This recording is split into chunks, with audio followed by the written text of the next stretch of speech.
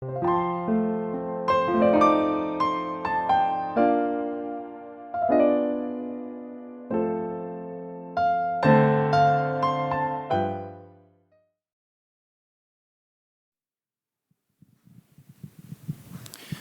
de Reyes, capítulo 18, versículo 17.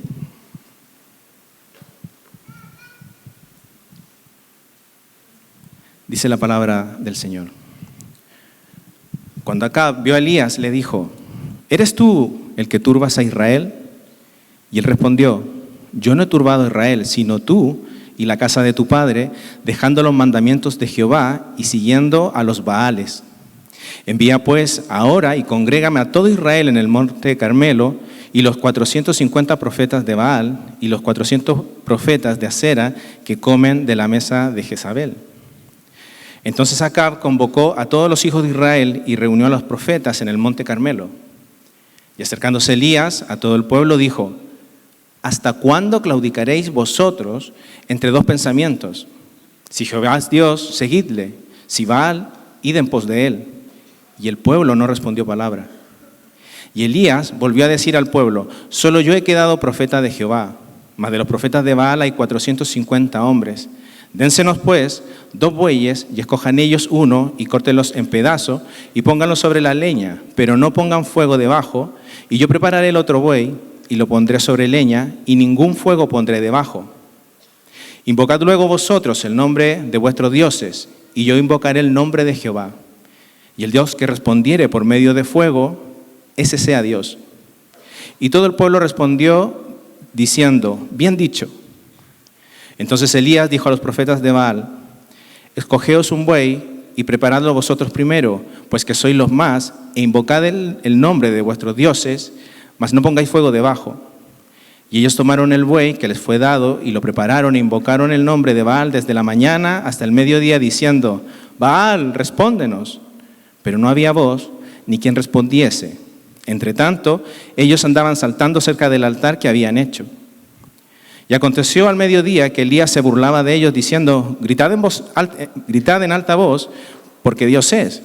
Quizás está meditando, o tiene algún trabajo, o va de camino, tal vez duerme, y hay que despertarle. Y ellos clamaban a grandes voces, y se sajaban con cuchillos y con lancetas conforme a su costumbre, hasta chorrear la sangre sobre ellos. Pasó el mediodía, y ellos siguieron gritando frenéticamente hasta la hora de ofrecerse el sacrificio, pero no hubo ninguna voz, ni quien respondiese ni escuchase. Entonces dijo Elías a todo el pueblo: acercaos a mí. Y todo el pueblo se le acercó, y él arregló el altar de Jehová que estaba arruinado. Y tomando Elías 12 piedras conforme al número de las tribus de los hijos de Jacob, al cual había sido dada palabra de Jehová diciendo: Israel será tu nombre, edificó con las piedras un altar en el nombre de Jehová.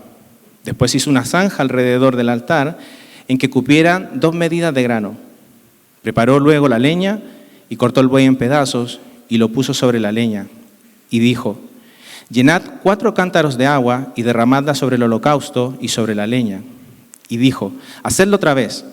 Y otra vez lo hicieron. Dijo aún: hacedlo la tercera vez. Y lo hicieron la tercera vez, de manera que el agua corría alrededor del altar y también se había llenado de agua la zanja. Cuando llegó la hora de ofrecerse el holocausto, se acercó el profeta Elías y dijo: Jehová, Dios de Abraham, de Isaac y de Israel, sea hoy manifiesto que tú eres Dios en Israel y que yo soy tu siervo y que por mandato tuyo he hecho todas estas cosas. Respóndeme, Jehová, respóndeme, para que conozca este pueblo que tú, oh Jehová, eres el Dios y que tú vuelves a ti el corazón de ellos. Entonces cayó fuego de Jehová y consumió el holocausto, la leña, las piedras y el polvo, y aún lamió el agua que estaba en la zanja. Viéndolo todo el pueblo, se postraron y dijeron: Jehová es el Dios, Jehová es el Dios. Entonces Elías les dijo: prended a los profetas de Baal para que no escape ninguno. Y ellos los prendieron y los llevó Elías al arroyo de Sison y allí los degolló. Vamos a orar.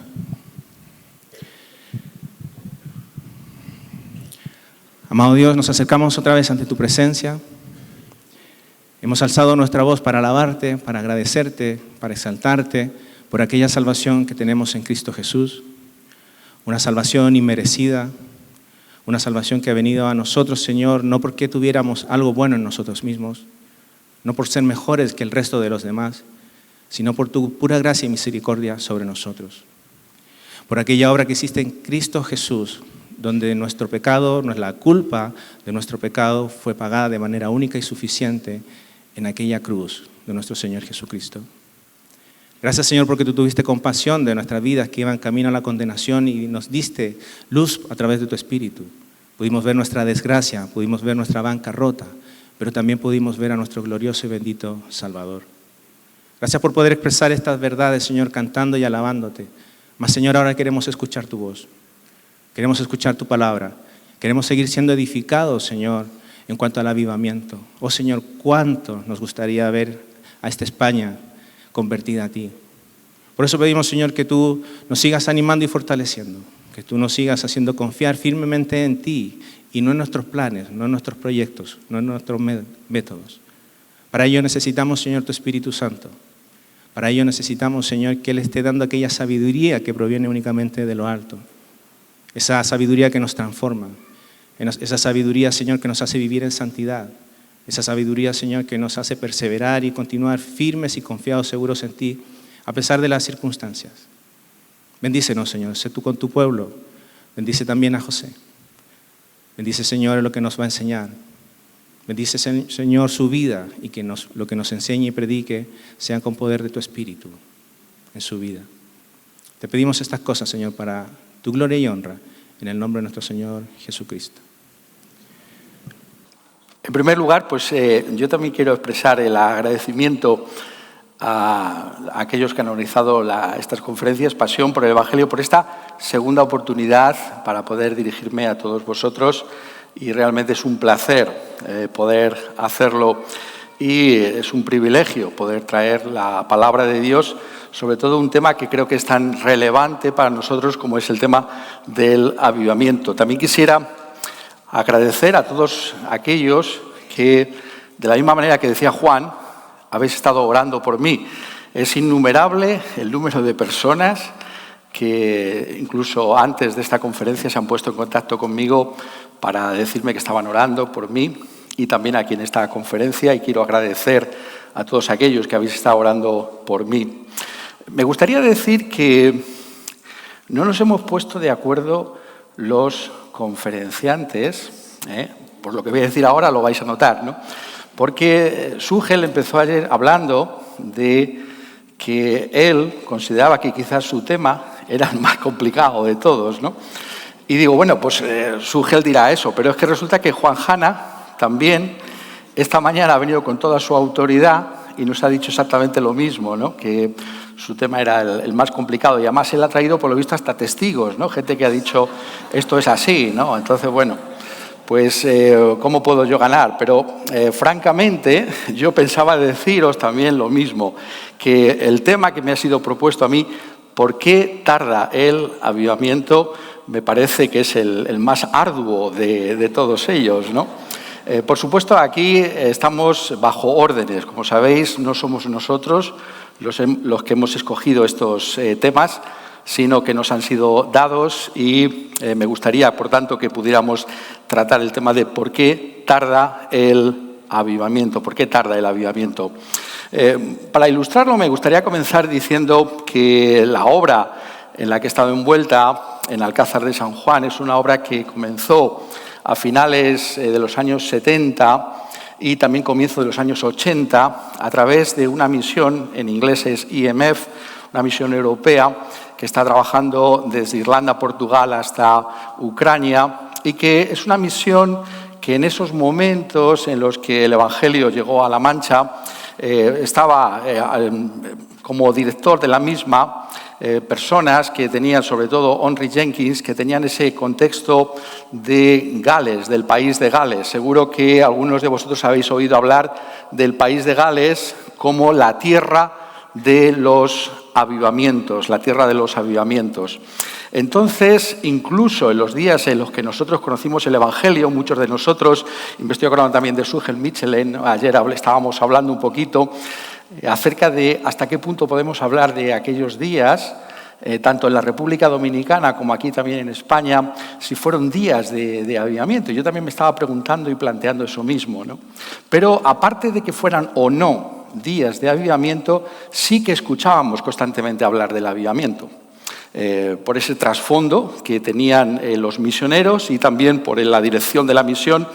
Y algunos de nosotros incluso tuvimos el privilegio, después de nuestra conversión, de estar en Inglaterra y escuchar a predicadores como Glenn Owen, Paul Tucker y, por supuesto, Henry Jenkins, que estaban imbuidos de, si me permitís que lo diga así, de esa tradición del avivamiento. Constantemente oíamos hablar del avivamiento. Y esto realmente se debía a que la influencia dominante que estaba detrás de todos estos predicadores y detrás de IMF era la figura del doctor Martyn Lloyd-Jones. El doctor Martyn Lloyd-Jones, Henry Jenkins, era amigo y discípulo de Martyn Lloyd-Jones y, por tanto, podíamos tener una impronta de esa realidad del avivamiento. ¿Qué es lo que se enseñaba básicamente con respecto al avivamiento que oíamos, ya digo, como muy jóvenes, ¿no? Cuando habíamos conocido el Evangelio? Pues estábamos escuchando que es una obra soberana de Dios. Solo Dios puede avivar a su iglesia. No es una obra que esté en nuestras manos realizar. Yo creo que esto está quedando claro en estas conferencias. Es una obra de Dios que viene de lo alto. Al mismo tiempo, simultáneamente, que escuchábamos acerca del avivamiento, también escuchábamos de las doctrinas de la gracia. La doctrina de la gracia también, un aspecto fundamental. Algunos de nosotros hemos tenido el privilegio tremendo, y cada vez apreciamos más y más, de haber escuchado la doctrina de la gracia desde el mismo momento de nuestra conversión. Para nosotros no fue algo que recibimos después, sino que cuando fuimos convertidos por Dios, fuimos convertidos en ese contexto de que la salvación es de Jehová, la salvación es del Señor. Y lo que estamos viendo, por tanto, es que tanto el avivamiento es una obra soberana de Dios, como la conversión lo es igualmente. Y esas dos realidades están presentes, en este caso, en mi propia formación y en lo que implica mi propio ministerio. Pero, ¿qué es exactamente lo que Dios hace en conversión y en avivamiento? Considero que ambas es una muestra de la gloria de Dios. ¿Qué significa ser cristiano? Significa que por la gracia de Dios venimos a contemplar la excelencia del ser divino. La santidad, decía Jonathan Edwards, y esto es lo que significa ser convertido, es la belleza de los seres espirituales. Y el ser más glorioso que hay de todos es Dios mismo. La conversión y el avivamiento es ser llevados a contemplar aquel que no tiene igual, al único Dios que hay, el Dios Santo, el Dios Todopoderoso, creador de los cielos y de la tierra, hacedor de prodigios y de maravillas. ¿Quién hay como nuestro Dios? Eso es la conversión. Esa es la experiencia de conversión. Repentinamente uno se da cuenta que no hay nada, que no hay nadie que pueda compararse con Dios mismo. ¿Has tenido tú una experiencia como esa? Esa es la pregunta que tenemos que hacernos. ¿Hasta qué punto podemos decir que Dios es central en nuestra vida? ¿Nos hemos convertido al Señor? ¿Qué es Dios para nosotros? Pues bien, el avivamiento, como la conversión, tiene que ver con esa realidad de que Dios desciende y nos muestra su propia gloria. En el caso de una conversión personal es algo que te viene a ti, pero en el caso del avivamiento lo que estamos diciendo es que es una experiencia que viene sobre multitudes de personas. Es una experiencia que ha sido descrita perfectamente en aquellos ponentes que me han precedido y por tanto no quisiera insistir sobremanera sobre esas variaciones de los avivamientos, pero sí decir que fundamentalmente tienen que ver con la gloria de Dios. Es una contemplación de la gloria de Dios en la faz de nuestro Señor Jesucristo. Y buscar el avivamiento es buscar justamente esa realidad más y más en nuestra propia existencia. Pero el tema que me ha sido propuesto es ¿por qué tarda el avivamiento? Y por tanto, lo que tenemos que ver es en qué sentido podemos hablar de esa tardanza del avivamiento a la luz de lo que acabo de decir, que esto es una obra soberana de Dios. En un sentido, nada podemos hacer.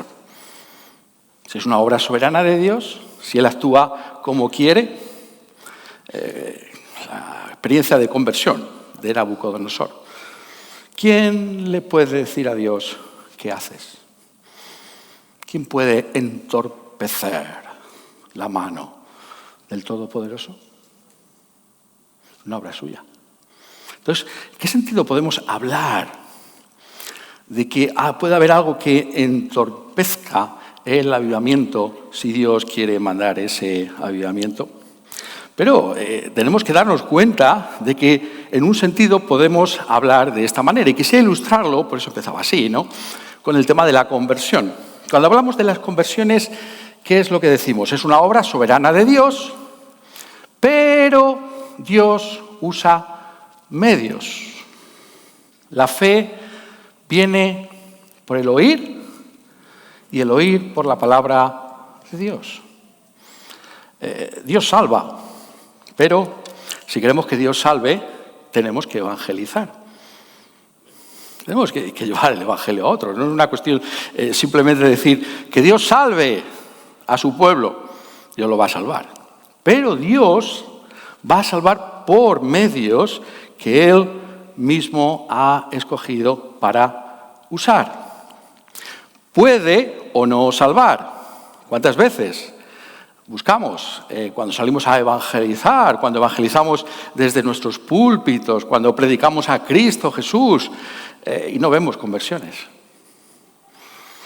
Pero eso no quiere decir que Dios no pueda obrar y que eso no sea el medio que Él ha usado, el anuncio del Evangelio, de Cristo Jesús y de este crucificado.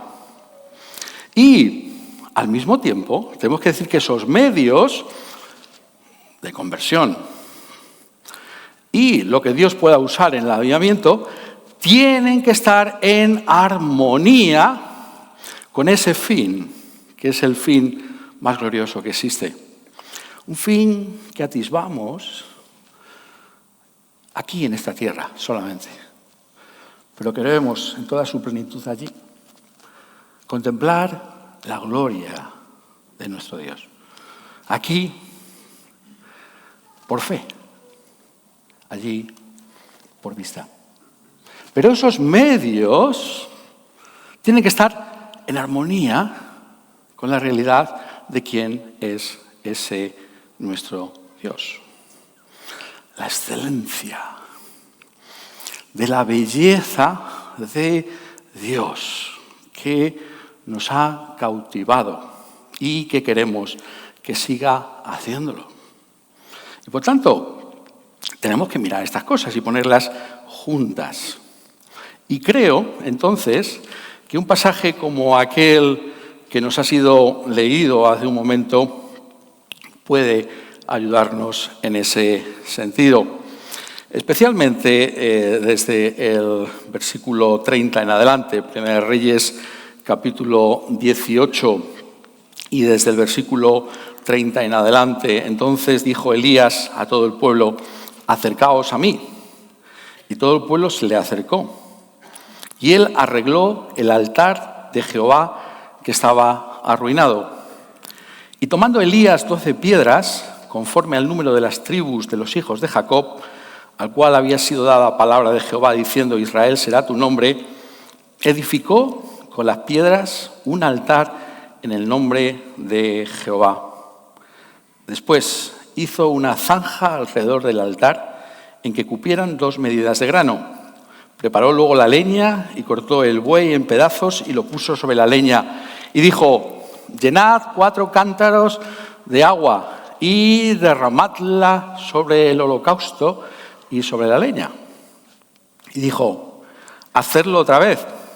Y otra vez lo hicieron. Dijo aún, hacerlo la tercera vez. Y lo hicieron la tercera vez. De manera que el agua corría alrededor del altar y también se había llenado de agua la zanja.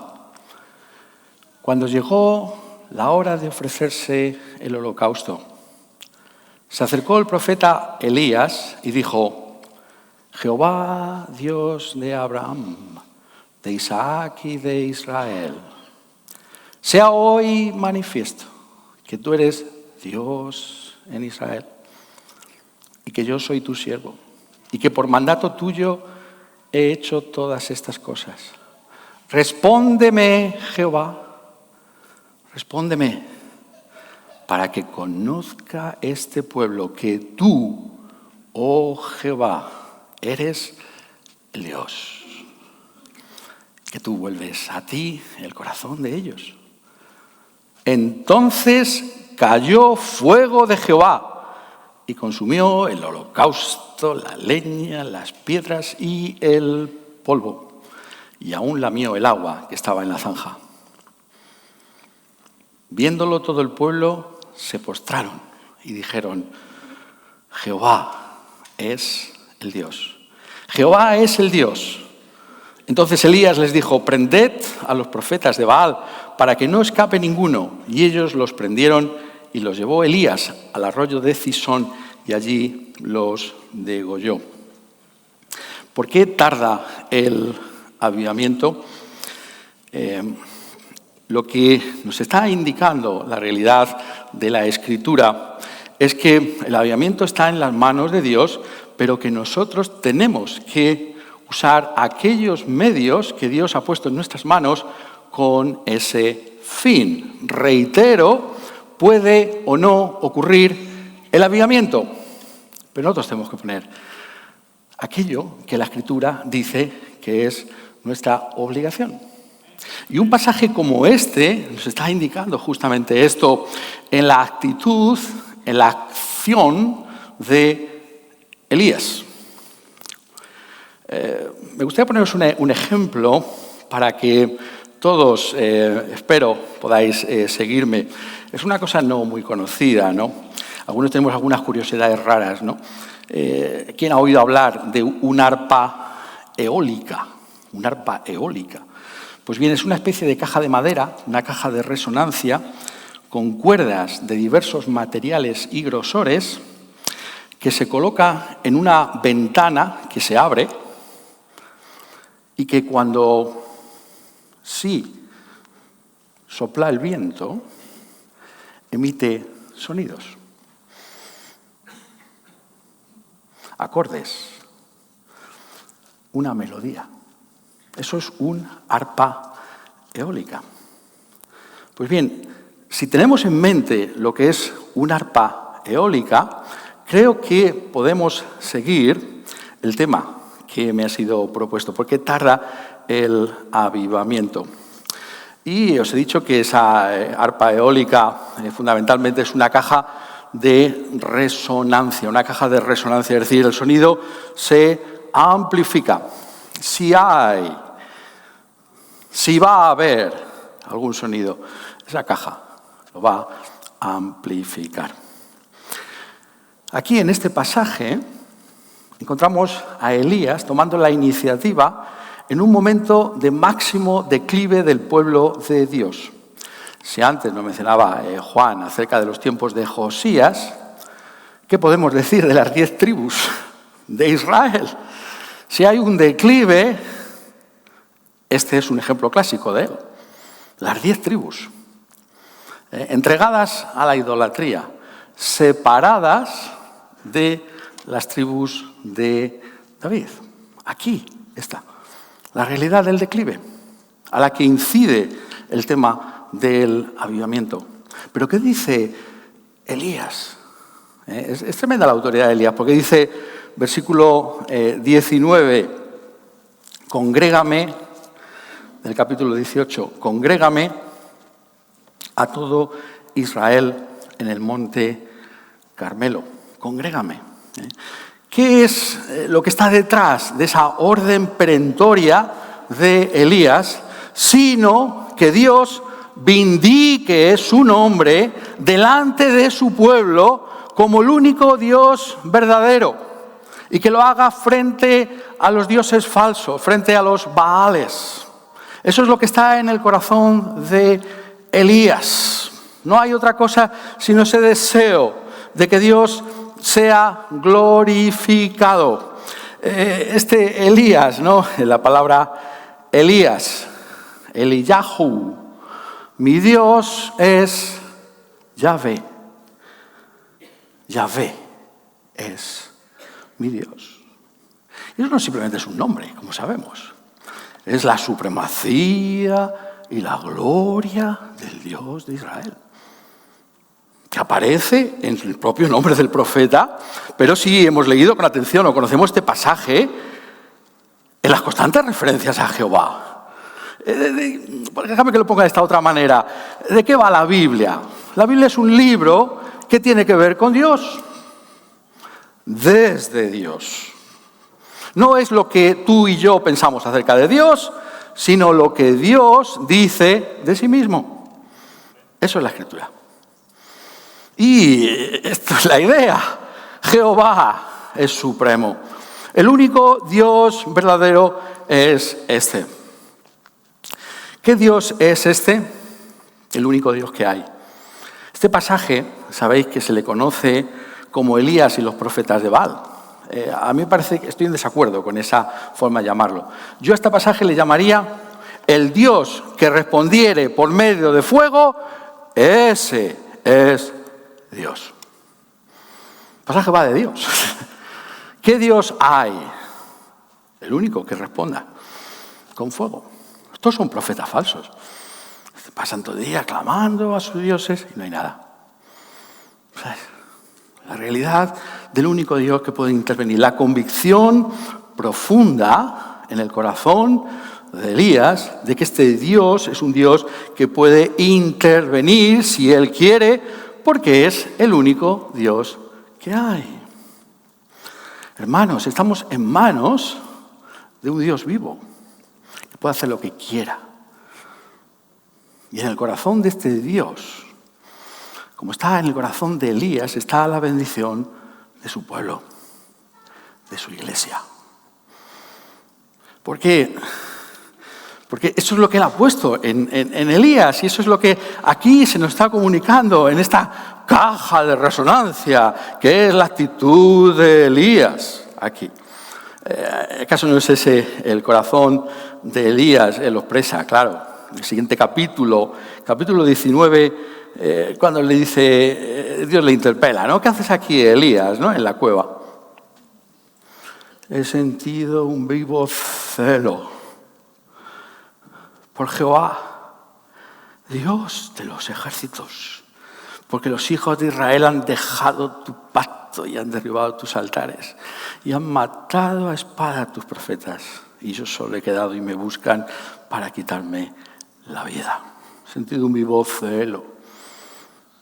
Eso está en el corazón de Elías. Eso es lo que el avivamiento trae. Celo por nuestro Dios. ¿No es eso lo que anhelamos y deseamos? ¿Hay algo de esto en nosotros? Pero es que esto es todo, la Escritura. Porque uno más grande que Elías dijo, el celo de tu casa me consume. Ese es nuestro Señor Jesucristo. Ese es nuestro Dios. Y aquí, por tanto, lo que estamos viendo es que el anhelo y la expectativa del avivamiento en el pueblo de Israel, incluso en ese pueblo de Israel, esas 10 tribus, por parte de Elías, está unido a una manifestación de la gloria de Dios, una suprema y extraordinaria manifestación de la gloria de Dios. El Dios que respondiere con fuego, ese es Dios. Ese es Dios. Ese es nuestro Dios. Esa es la confianza. Estamos aquí, ¿no? El anhelo del corazón es que este Dios responda con fuego. Eso es un avivamiento, es el avivamiento. Esto es lo que queremos, un fuego. ¿No es eso lo que nos mueve o debería movernos? Pero, ¿por qué tarda el avivamiento? ¿Por qué no somos esa caja de resonancia como Elías? ¿Por qué vamos a examinarnos a nosotros mismos? ¿Tenemos celo por Dios como Elías? Voy a decir como el Señor.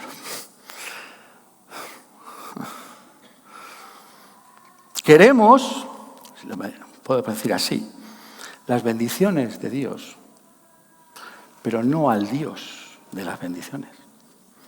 Es el problema que tenemos. En nuestros círculos, ¿no? El tema, ¿qué queremos? ¿Números? ¿O queremos a Dios? Esto hay que examinarnos a nosotros mismos. Hay algo de Elías aquí, en nuestra vida. ¿Por qué tarda? ¿Qué hay en nosotros? El avivamiento va a restaurar ese celo, pero ese celo es el que tenemos que buscar, como Elías, en su propio ministerio. Porque ahí es donde va a estar el avivamiento.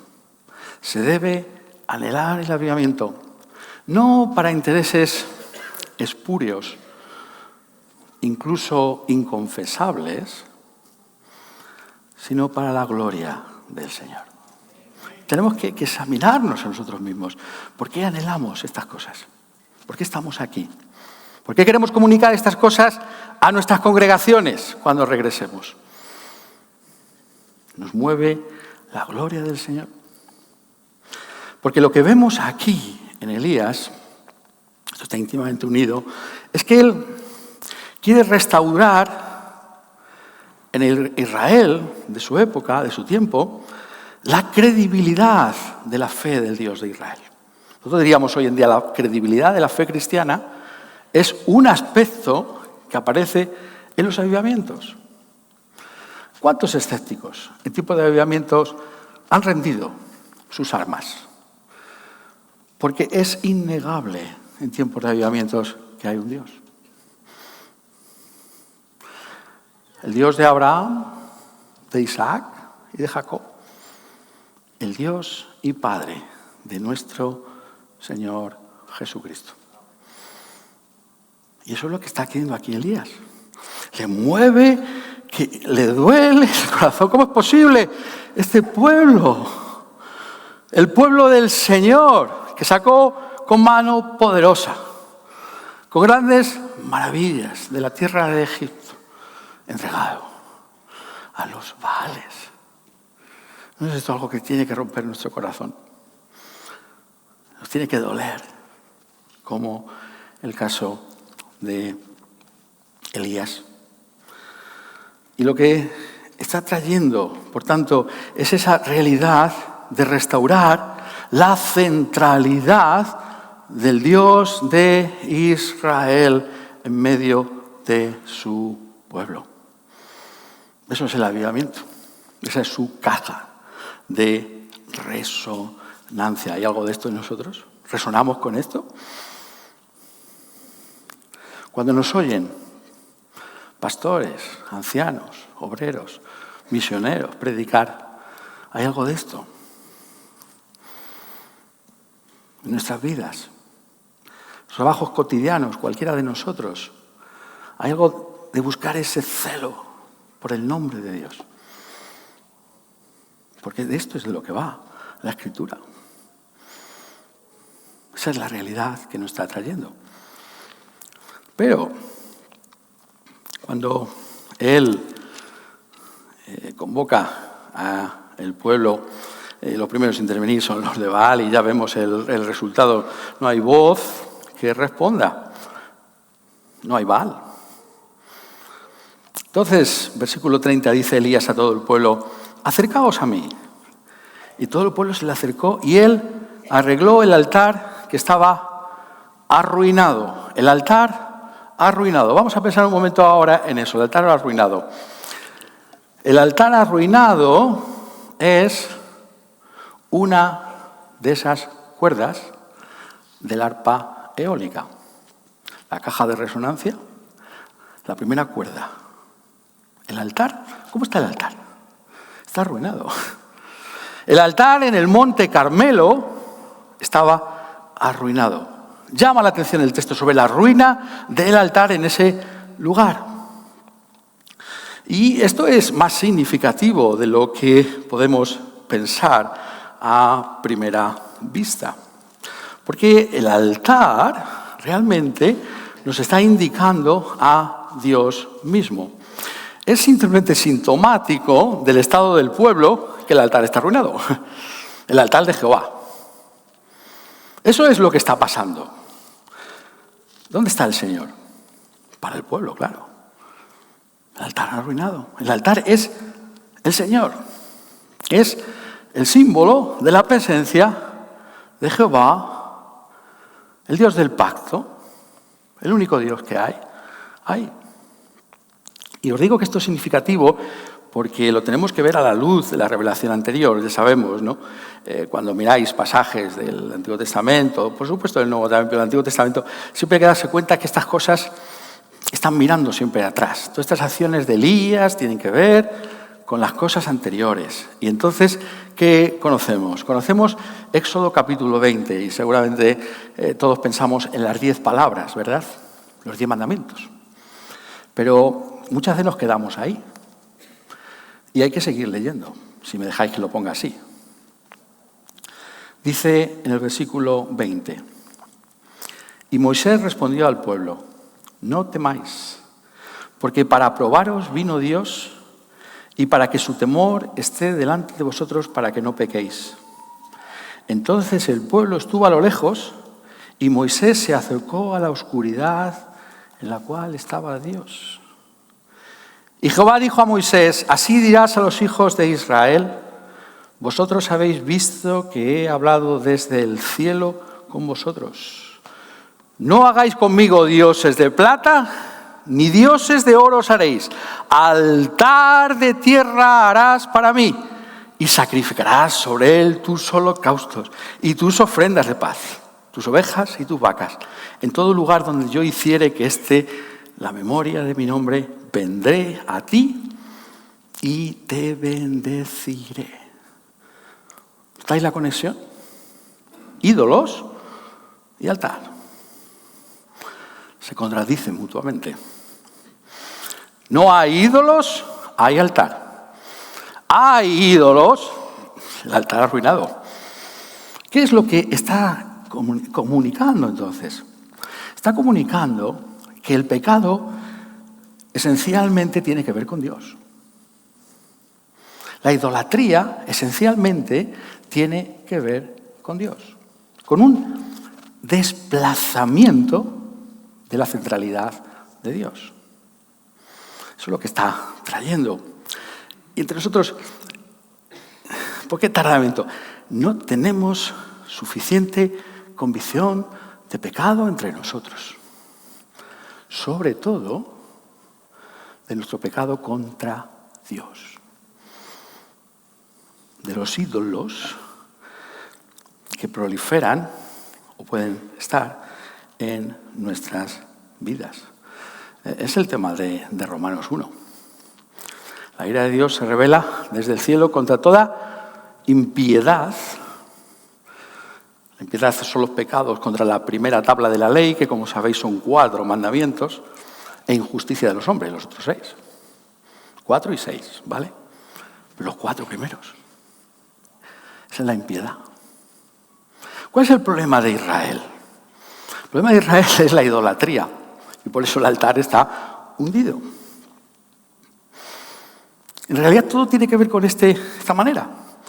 No existe, por lo menos desde el punto de vista de la Escritura, ateos, sino adoradores de Jehová o de ídolos. No hay terreno común. Ya lo dijo un premio Nobel, Bob Dylan.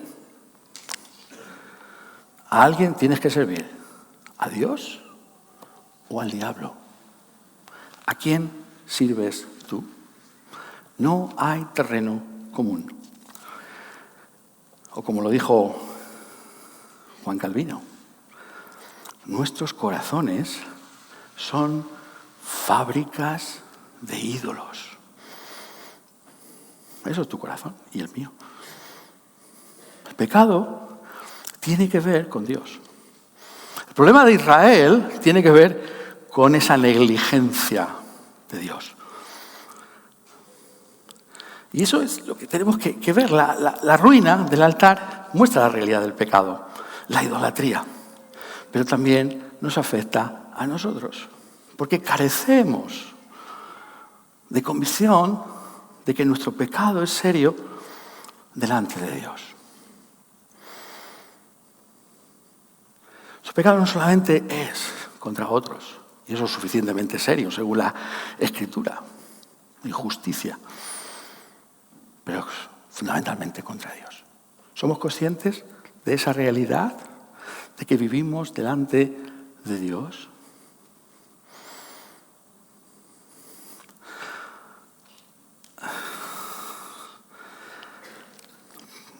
Nuestro gran reformador y traductor de la Biblia, Cipriano de Valera, dice: en el primer mandamiento, no tendrás dioses ajenos delante de mí, se prohíbe la idolatría interna y mental. ¿Cuánto de esa idolatría hay en nosotros?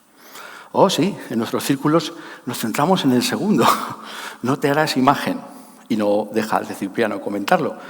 Pero esa idolatría, dice Cipriano, en el segundo, es externa y visible. ¿Hemos olvidado el primer mandamiento? Eso tiene que ver también con la idolatría, según Cipriano de Valera. ¿Hay algo de esto? ¿Qué es un ídolo? Me gusta la definición de Tim Keller. Un ídolo, dice Tim Keller, es algo que es más importante para ti que Dios. Cualquier cosa que cautive tu corazón y tu imaginación más que Dios. Cualquier cosa que esperes que te proporcione lo que solamente Dios puede darte. Eso es un ídolo. ¿Dónde estamos? Y los ídolos tienen que ver con Dios, con nuestra actitud hacia Dios. ¿Está desplazado Dios de nuestra vida? ¿Por qué tarda el avivamiento? ¿Hasta qué punto esa cuerda la estamos haciendo bien? ¿Hasta qué punto la cuerda de ese arpa eólica es así? Somos conscientes de nuestro pecado.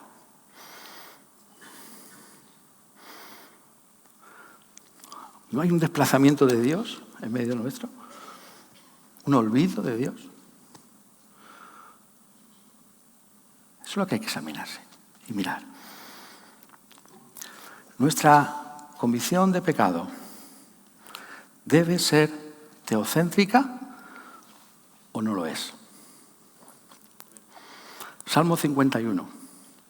Contra ti he pecado. Oh, sabemos en qué contexto se escribe Salmo 51, pero David dice contra ti.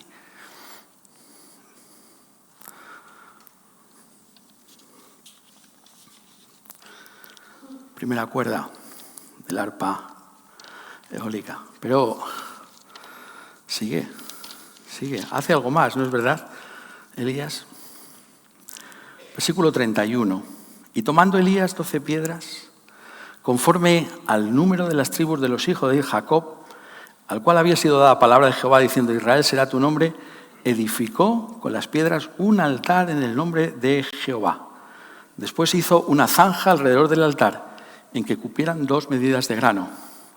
Preparó luego la leña y cortó el buey en pedazos y lo puso sobre la leña. El altar está indicando la presencia de Dios, obviamente, pero no es suficiente con decir eso cuando hablamos de un altar. De luego, desde el punto de vista de la Escritura, claro. No es suficiente.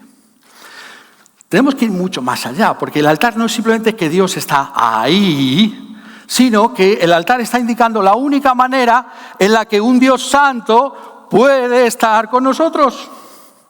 Eso es lo que está indicando un altar. Solo hay un camino en el que el Santo de Israel puede habitar con su pueblo. Y ese camino está indicado por el altar.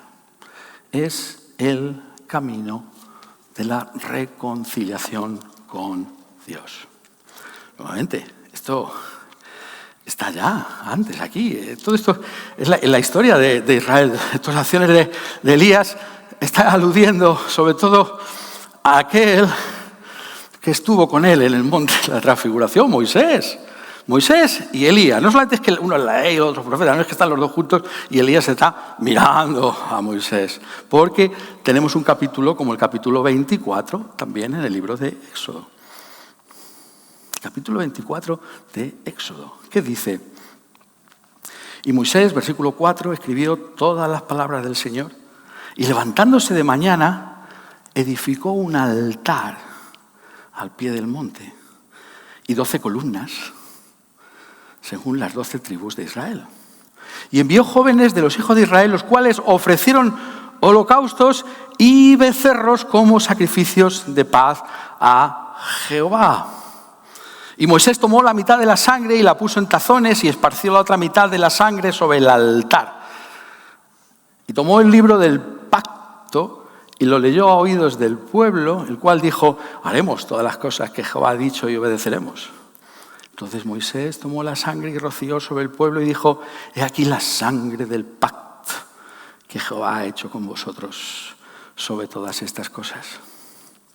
Y subieron Moisés y Aarón, Nadab y Abiú, y 70 de los ancianos de Israel, y vieron al Dios de Israel. Y vieron al Dios de Israel. ¿Cómo vieron al Dios? Sobre la base del sacrificio del altar. Fuera del altar, solo nos queda Romanos 1:18. La ira de Dios se revela desde el cielo contra toda injusticia e impiedad de los hombres que detienen con injusticia la verdad de Dios. Pero en el altar encontramos a un Dios dispuesto a reconciliarse, porque Él ha abierto ese camino de reconciliación. Él ha tomado la iniciativa para reconciliarse con nosotros.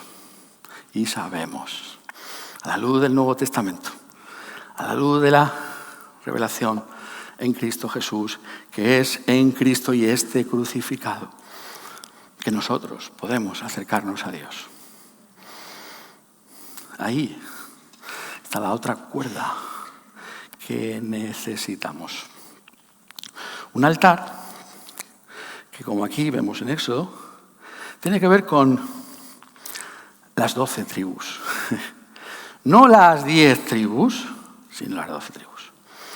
En un sentido, le está diciendo al pueblo: vosotros creéis que soy el pueblo de Israel, pero faltan 2. Es para todo el pueblo. Es el pueblo de Dios. Buscamos el avivamiento, hermanos, pero para nuestro grupo. Está la anécdota esta tan famosa de Whitfield cuando va a Escocia y le invita a una iglesia allí de Escocia y tal, y dice, no, ya llega allí y se pone a predicar para ellos, ¿no? Y luego recibe una invitación de otra iglesia que no era de ese grupo. Y va. Y dice la gente del primer grupo, esa gente no, ahí no se puede ir a predicar. Y dice, Whitfield, voy a ir a predicar a todos lados. Son 12 tribus. El avivamiento es para todo el pueblo de Dios. Para todo el pueblo de Dios. No para una parte del pueblo de Dios. Tenemos esa visión amplia de nuestro Dios que transmite aquí Elías. O esa bendición es para nosotros solo. Tenemos que desearla para todo el pueblo de Dios, para todos aquellos que Dios llame y haga su pueblo, judíos o gentiles, para todos y cada uno de ellos. ¿Por qué tarda el avivamiento? ¿Se acuerda qué está pasando? Pudiera sorprendernos en una conferencia como esta, Pasión por el Evangelio. Me gusta mucho ese nombre. Pasión por el Evangelio. Pero, ¿sabéis?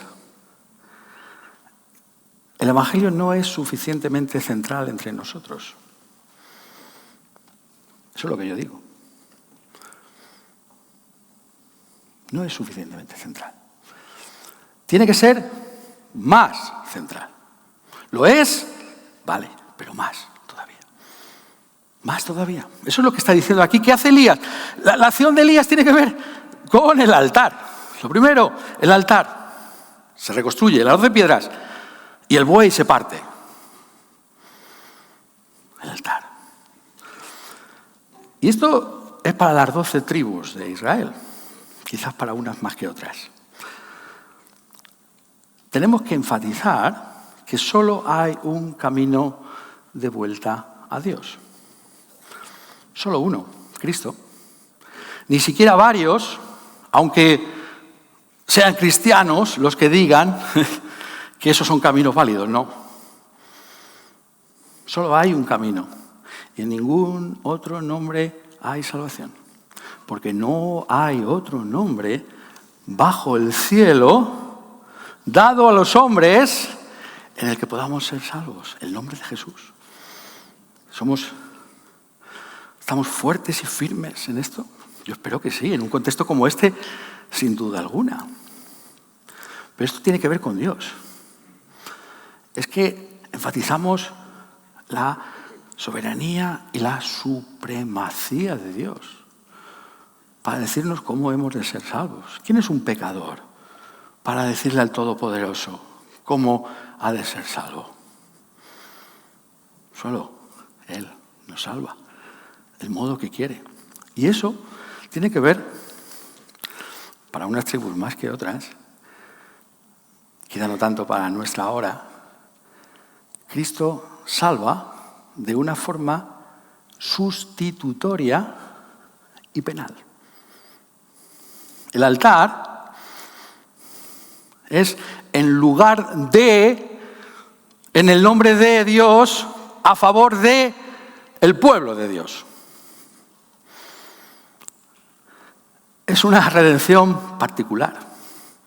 Eso es lo que está diciendo. Estas bendiciones son para la Iglesia, para todos aquellos que forman parte de la Iglesia, todos aquellos que podemos identificar por su arrepentimiento y su fe en Cristo Jesús. Aquellos que le han sido dados desde toda la eternidad a Cristo por su Padre. Y que Dios ha prometido que el Espíritu Santo morará en ellos. Y es penal. Ese buey tiene que ser cortado. Cristo tiene que ir a la cruz y llevar sobre sí el peso de la justa ira de Dios por nuestro pecado. Eso es la cruz. ¿Qué es la cruz? Nuevamente, a la luz de lo que es la conversión y el avivamiento, es una manifestación sublime de la santidad de Dios. No escatimó ni a su propio Hijo. Tal es la santidad de Dios. Somos conscientes de eso. Apreciamos la profundidad y la gloria de Dios en el Evangelio, de aquel que se dio a sí mismo por nosotros una cruz. O esto lo damos por supuesto y pasamos de puntillas. Esta es la gloria de nuestro mensaje. ¿Hasta qué punto buscamos mostrar, aunque sea débilmente, la gloria de Dios en la cruz? Eso es lo que necesitamos en nuestros días. Que la gente pueda decir, oh, he visto a Dios como nunca antes en un lugar como ese, en esa cruz. Una admiración por el ser divino que voluntariamente se dio por nosotros en ese sitio. Que por mí, Lo hizo por mí. Esa es la gloria. ¿Hasta qué punto estamos cautivados por la gloria de la cruz y del Calvario? Y esa salvación de Dios para su pueblo, las 12 piedras de Israel, está mostrando ese amor de Dios por su pueblo. Hay una manera de leer esto que muchas veces esto roza un poquito lo que no tiene que ser, porque lo que hay que apreciar es el amor de Dios por Israel. Sí, incluso por los adoradores de Baal que quiere que dejen de serlo.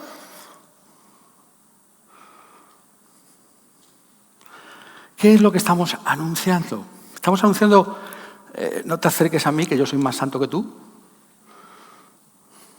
O estamos diciendo, yo he encontrado un camino de salvación y yo estoy a tu nivel, para ti y para mí. El corazón de Elías es un corazón que late por el pueblo. Hay esencialmente aquí, porque es teocéntrico todo, un mensaje evangelístico. Es evangelístico porque es teocéntrico. El problema es que muchas veces esto no es así, no unimos estas cosas, pero es tremendamente evangelístico porque es Dios el que busca a su pueblo y quiere salvar a su pueblo y salva a su pueblo. ¿Acaso no lo vemos a través de Ezequiel? Oh Israel, yo no quiero la muerte del impío, sino que se vuelva. ¿Hasta qué punto la fibra de nuestro corazón simpatiza con la de Ezequiel? No quiero la muerte del impío, sino que se vuelva de su mal camino. Porque tarda el avivamiento. No seremos demasiado duros. O como aquel más grande que Ezequiel, que lloró sobre Jerusalén.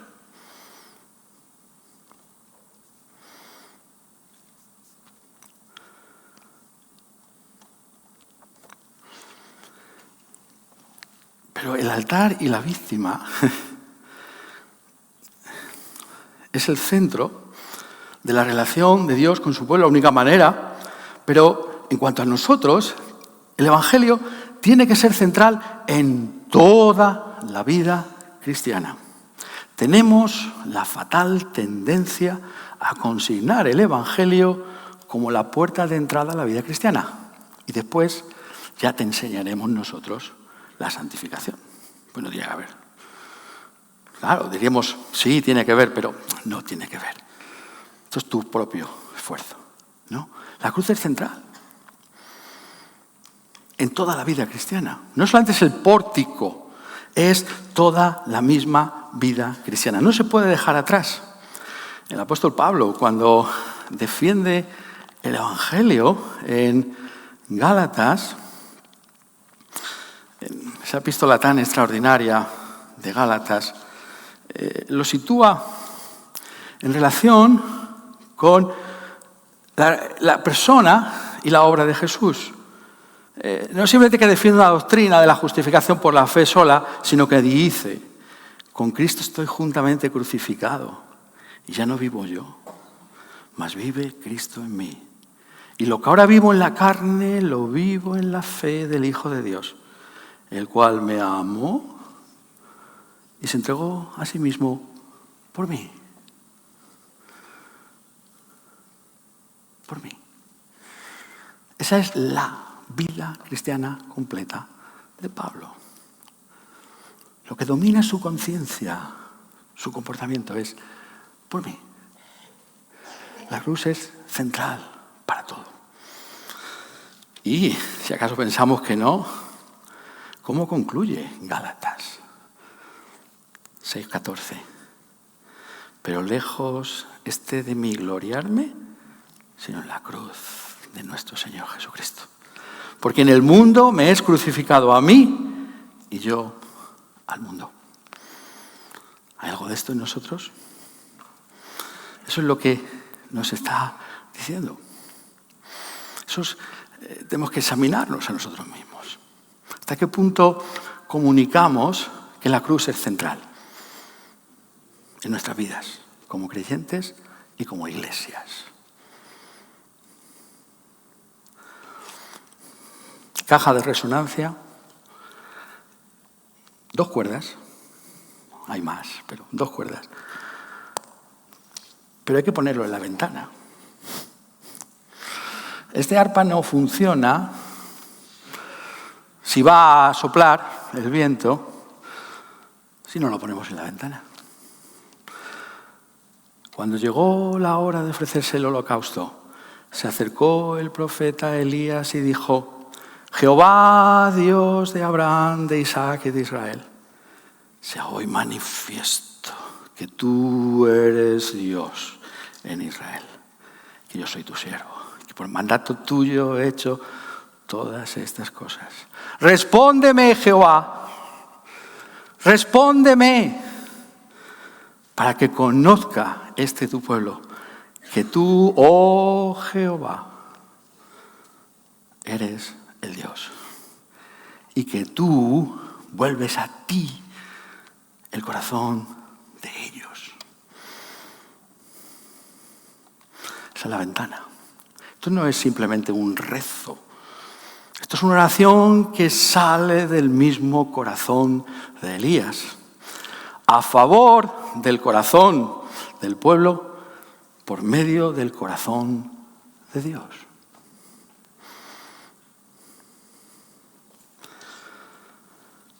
Esta oración es una oración totalmente teocéntrica. El preámbulo. ¿Quién es el único Dios que hay? El Dios que soberanamente, eso es lo que aparece claramente en Abraham, que es Abraham, un adorador de la luna. ¿Y cómo pasa de ser adorador de la luna a ser seguidor, siervo del Señor? ¿Acaso porque ha habido una evolución religiosa en el mundo? No, es el Dios que se revela soberanamente a Abraham. Dios de Abraham, el Dios que te has revelado a tu pueblo, que has constituido a tu pueblo. El Dios que es Yahvé, el Dios que no puede fallar en sus promesas, el Dios que no miente, el Dios que es fiel. Escucha. ¿Quién puede escuchar? No los profetas de Baal. Su Dios no le va a escuchar a los profetas de Baal. ¿Quién va a escuchar? Va a escuchar Jehová. ¿Tenemos esa convicción del Dios que escucha la oración? Todas las promesas de Dios son sí y amén en el Señor Jesucristo. ¿Nos damos cuenta de lo que es la oración? La oración tiene que ver con el carácter de Dios. Apelamos al carácter de Dios. Eso es realmente la reforma protestante del siglo XVI, que es Lutero. El Lutero es, bueno, de muchas maneras, pero a mí me gusta verlo desde ese punto de vista. Es la certeza de que Dios cumple con sus promesas. Eso es. Respóndeme. Hay un fervor de parte de Elías que está indicando algo más que simplemente emoción religiosa. Es la esencia misma, según Smithson, nuevamente George Smithson, de la fe evangélica. Cuando le preguntan a este teólogo de la Iglesia de Escocia, a mí me gusta mucho Smithson. La esencia de la fe evangélica, dice Smithson, es la dependencia del Espíritu Santo. No podemos hacer nada sin el Espíritu Santo. Hay que clamar porque depende de Él. Claro, estamos en tiempos más complicados, quizás todavía de lo que pensamos, ¿no? Charles Taylor, ¿no? el gran filósofo canadiense, en su obra La Edad Secular, dice que vivimos en un tiempo muy especial. Él lo llama el desencantamiento. Es decir, la gente hoy en día, debido a la evolución tecnológica, entre otras cosas, no ve la necesidad de Dios. ¿Hasta qué punto ese espíritu se ha infiltrado entre nosotros. ¿Cómo está tu vida de oración privada?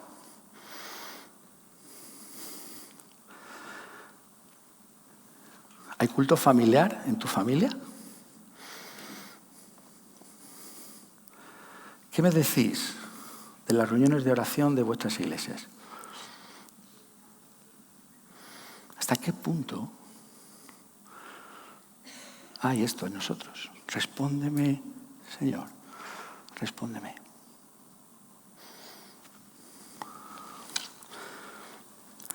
Pero hay algo más ahí. Nuestras oraciones tienen que ser intencionales. Se usa ahora esta palabra mucho, ser intencional. Intencionalmente para que Dios muestre su gloria. No mi iglesia o mis cosas, no, su gloria.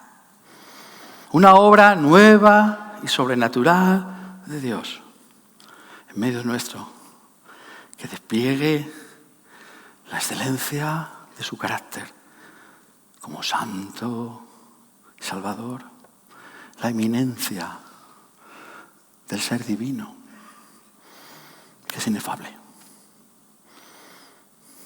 ¿Anhelamos eso? Eso es lo que tenemos que capturar y llevarnos. Oh, Dios, algo sé de este Dios, pero quiero más. Quiero conocer más. Dame más de ti. Quiero tener apetito por ti, como no lo he tenido quizás nunca. Ese es el avivamiento. Esa es la cuerda. Las cuerdas, la ventana. Finalmente, hace falta algo más, ¿verdad? Yo puedo preparar la caja de resonancia, las cuerdas, ponerlo en la ventana, pero hace falta algo que no puedo hacer más yo. Tiene que soplar el viento. Tiene que soplar el viento. Si no sopla, nada se puede. Pero esperamos en ese Dios, que en su providencia nos está llevando a preparar un instrumento como ese. Tosco, primitivo quizás, pero el que Dios nos ha dado para preparar. Y ese viento puede soplar como una tempestad, como un susurro, una leve brisa, pero depende de él. Esos son los avivamientos. Por eso esas variaciones, porque es el viento que sopla de donde quiere y oye su sonido. No sabes a dónde va ni a dónde viene, pero sopla como es. Y ese es el avivamiento. Y ese avivamiento es la realidad a la que está apuntando finalmente este pasaje. Porque, ¿qué pasa? Entonces, versículo 38, cayó fuego de Jehová y consumió el holocausto, la leña, las piedras y el polvo, y aún lamió el agua que estaba en la zanja. Hay otras ocasiones en las que el fuego cayó de parte del Señor. En Levítico, en el 1, son los sacerdotes los que ponen el fuego. Aquí Elías dice, este es el Dios verdadero, aquí no voy a poner yo ningún fuego. Levítico 1, prendían el holocausto. Aquí es Dios el que lo hace. Eso es lo que buscamos. Es algo de Él, una obra sobrenatural. Tenemos que usar, tenemos que seguir nuestra obra cotidiana, pero queremos algo más. Queremos una demostración de espíritu y del poder de Dios, que resulta, como vemos aquí, en un pueblo centrado en Él. Viéndolo todo el pueblo, se postraron y dijeron, Jehová es el Dios, Jehová es el Dios. No hay ningún Dios sino este. Este es el Dios verdadero. Él ha intervenido de esta manera. Esto es lo que necesitamos, esto es lo que tenemos que anhelar, que Dios manifieste esa realidad para que su pueblo viva para su gloria, para que deje a un lado de una vez y para siempre a los Baales y pueda vivir para la gloria de Dios y su santidad. Este pueblo es un pueblo que se vuelve a Dios. Es un pueblo que se vuelve en el Shema Israel. El Señor Jehová, el Señor uno es. Es el pueblo que da gloria a Dios. Soli Deo Gloria. Toda la gloria a este Dios. Eso.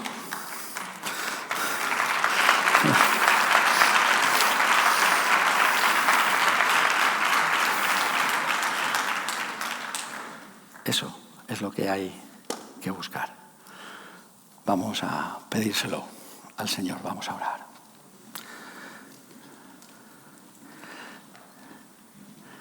Señor Jesús, sabemos que tú tienes el Espíritu Santo en tus manos, que solamente tú, en virtud de tu gloria, sobre la base de tu gran obra gloriosa, puedes enviar abundantemente este Espíritu Santo. Lo has hecho en el pasado, Señor. Hazlo en nuestros días también. Muestra tu gloria, Señor. Muéstranos que estamos demasiado centrados en nosotros mismos. Queremos recuperar un sentido de la excelencia de Dios. Solamente tú puedes hacerlo, Señor. Convéncenos de nuestro pecado. Muéstranos la gloria de la cruz nuevamente. Que podamos darnos cuenta de que no hay nada como conocer a Jesucristo, que es nuestro Señor y Salvador. Conocer a ese Dios verdadero en Cristo Jesús. Concédenos, Señor, que podamos clamar a ti, que podamos pedir a ti, para que tú seas glorificado en la salvación de tu iglesia, para que todas las naciones de la tierra puedan decir: Jehová es el Dios. Jehová es el Dios. Que así sea. Amén.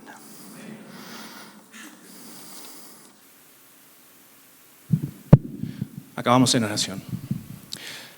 Amado Dios, te damos las gracias por permitirnos ver otra vez más de tu gloria, de tu majestuosidad, de tu grandeza. Gracias, Señor, por aquella obra de salvación que tú hiciste para con nosotros. Gracias por ver las glorias de Cristo Jesús. Gracias por ver, Señor, la maravillosa salvación que tú has dado y que no hay hombre, no hay fortaleza, no hay imperio que pueda detener. Señor, te hemos pedido desde hace tanto tiempo y ahora mismo en las conferencias que tú alentaras nuestro corazón, que tú fortalecieras nuestro corazón en ti, porque nuestras fuerzas son nulas, Señor. ¿Cuántos de nosotros hemos venido aquí pensando que estamos en un país muy duro, en un país que no quiere escuchar las buenas noticias? Señor, ¿para cuántos de nosotros pensamos que no es posible ver a gobernantes cristianos en este país? ¿Cuántos de nosotros seguimos pensando que es imposible que en los colegios de nuestros hijos enseñen tu palabra? ¿Para cuántos hemos llegado aquí pensando que no es posible que la familia, que el hogar, que la sociedad se base en tu palabra en este país? Oh, gracias, Señor, por humillarnos. Gracias, Señor, por corregirnos. Y gracias por permitirnos ver tu gloria y haber sido en ti, en Cristo Jesús y en tu Espíritu animados y fortalecidos. Pedimos, Señor, que no seamos solo oidores, sino hacedores. Pedimos, Señor, que salgamos de aquí alentados y fortalecidos para llevar estas glorias del Evangelio a los que están perdidos. Y, Señor, sea que veamos o no, que seamos testigos o no de una obra maravillosa de avivamiento en este país, o que nosotros seamos hallados diciendo como Elías: el celo de tu nombre me consume. Te lo pedimos todo para tu gloria, para tu honra, en el nombre de nuestro Señor Jesucristo. Amén.